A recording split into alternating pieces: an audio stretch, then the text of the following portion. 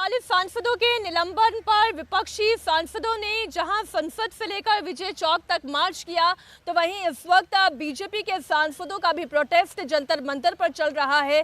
BJP के सांसदों के साथ साथ दिल्ली के जो बीजेपी सांसद है वो भी इस प्रोटेस्ट में शामिल हैं। देश के उपराष्ट्रपति का अपमान हुआ है, इस अपमान के खिलाफ ये प्रदर्शन किया जा रहा है। बीजेपी के नेताओं का कहना है कि जब तक राहुल गांधी, टीएमसी सांसद कल्याण बनर्जी माफ़ी नहीं मांग लेते तब तक उनका ये हल्ला बोल जारी रहेगा। इस वक्त की बड़ी खबर आपको बता दें, प्रदर्शन की तस्वीरें इस वक्त आप देख रहे हैं। बड़ी संख्या में बीजेपी के नेता, कार्यकर्ता और ख़ासतौर पर सांसद भी इस प्रदर्शन में मौजूद हैं। विपक्ष के खिलाफ आरोप लगा रहे हैं कि पद की गरिमा का ख्याल नहीं रखा गया, उपराष्ट्रपति की मिमिक्री की जा रही थी और सांसद वहां पर ठहाके लगाकर हंस रहे थे। राहुल गांधी कैमरे में तस्वीर उतारने में ज़्यादा रुचि दिखा रहे थे, बजाय इसके कि इस तरीके की तस्वीरों पर अंकुश लगाई जाती, रोका जाता, लेकिन उनमें से एक भी सांसद कुछ नहीं बोला। तस्वीरें इस वक्त आप देख रहे हैं प्रदर्शन की। राहुल गांधी और कल्याण बनर्जी के खिलाफ जबरदस्त नारेबाजी चल रही है और माफी की मांग की जा रही है। जरा तस्वीरें एक बार आप देखें।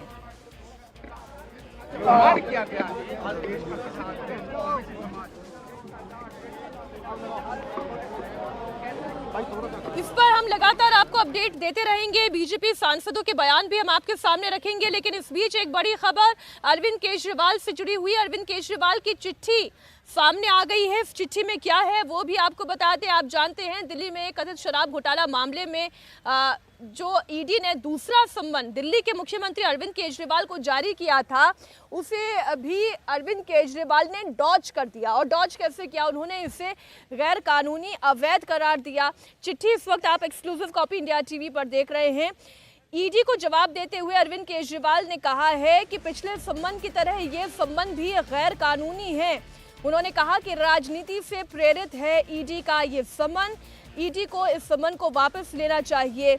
और इसी के साथ आपको जानकारी दे दें, अरविंद केजरीवाल कल ही विपश्यना के लिए 30 दिसंबर तक विपश्यना केंद्र के लिए वो निकल चुके हैं। कल ही उन्होंने दिल्ली छोड़ दी है। उनके साथ पंजाब के सीएम भगवंत मान भी मौजूद थे।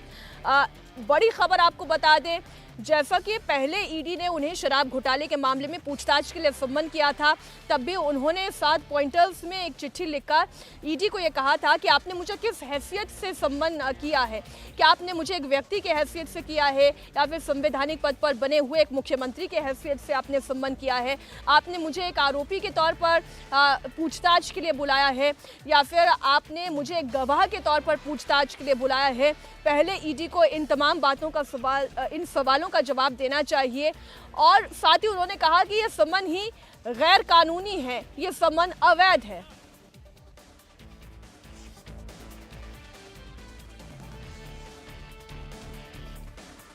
आइए आपको दिखाते हैं हमारे संवाददाता भास्कर मिश्र की एक रिपोर्ट।